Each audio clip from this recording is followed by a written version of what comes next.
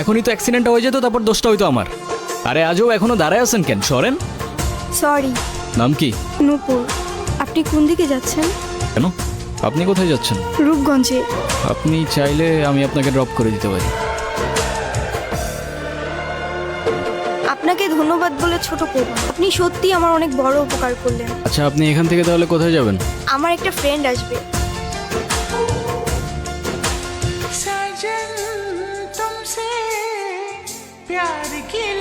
আমার মা দেখলে আপনারা মেলা খুশি হবে। ওই, সমস্যা কি তোর? ওনারা ডিস্টার্ব করতেছিস কেন? কেরে তুই আমার কলার ধরছিস কেরে? এইটা আপনার ফ্রেন্ড, ওর জন্য আসছিলেন? না, উনি আমাকে অনেকক্ষণ ধরে বিরক্ত করতেছে। এই বউ, এটা কে? ওই, কি লাগে ও তোর? আফা আফা, উনি আমার আফা হয়। হ্যাঁ, মেয়ে দেখলে মাথা ঠিক থাকে না, না? বিরক্ত করতেছিলি কেন? বিরক্ত নয় তো গুরু, আমি ওনাকে প্রোটেকশন দিচ্ছি। এলাকা তো ভালো না, মাল করে ভরা। তোর প্রোটেকশন দেওয়া লাগবে না, যা তুই যা, ফোট। আপনিও কি ফলো করতেছেন আমাকে? নেন। আসলে আমার একদমই খেয়াল ছিল না।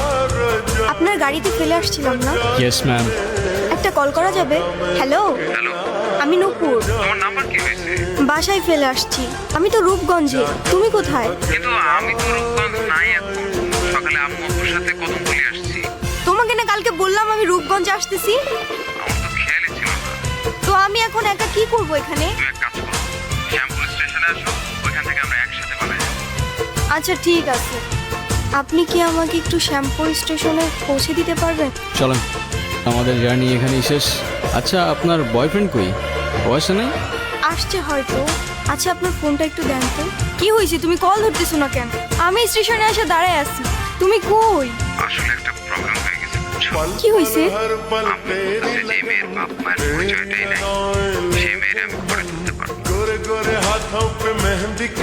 এই শহরের মানুষগুলোর জন্য কান্না করে লাভ নেই, মুখটা ধুয়ে ফেলেন, আর পারলে সাথে নিজের কষ্টগুলো মুছে ফেলেন। বলছিলাম না, আজকাল মানুষের 2 দিনে ভালোবাসা হয়, 3 দিনে পালাই গিয়ে 4 দিনে ডিভোর্স হয়ে যায়। আপনার তো তাও ভাগ্য ভালো, আগেই কাহিনী শেষ। আচ্ছা, আমার সাথে বারবার কেন এমন করে বলতে পারেন? আচ্ছা, কি হয়েছে বলেন তো? সে যেই তো আসে নাই, আপনি বাসায় ফিরে যান। না, আমি আর ওই বাসায় ফিরতে পারবো না, আর কখনো ফিরতে চাই না। ফিরতে চান না মানে? ঠিক বুঝতে পারলাম না। মা বাবা হারানোর পর আমি আমার মামা বাড়িতেই বড় হয়েছি। মা বাবার ভালোবাসাটা কি সেটা আমি কখনোই বুঝে উঠি নাই। আমি ভাবতাম মামা মামির মধ্যেই হয়তো আমি আমার বাবা মার ভালোবাসাটা খুঁজে পাবো, কিন্তু আফসোস।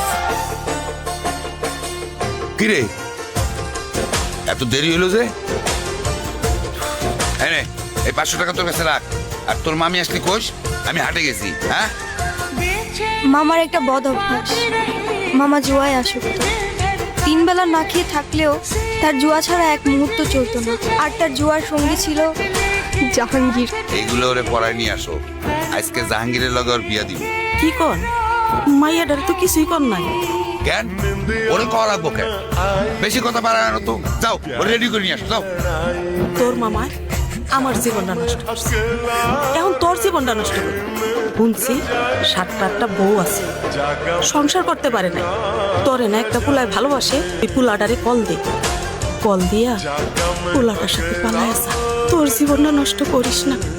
ও নাকি আমাকে অনেক ভালোবাসে, আমার জন্য সব কিছু করতে পারবে। ওর কথাগুলো শুনলে মনে হতো পৃথিবীতে অন্তত কেউ একজন আছে যে আমাকে সত্যিকারের ভালোবাসে। আর যখন কাঁধে দায়িত্বটা পড়লো, সেই ভালোবাসা জানালা দিয়ে পালায় গেল, তাই তো? আমি তোমাকে ভালোবাসি।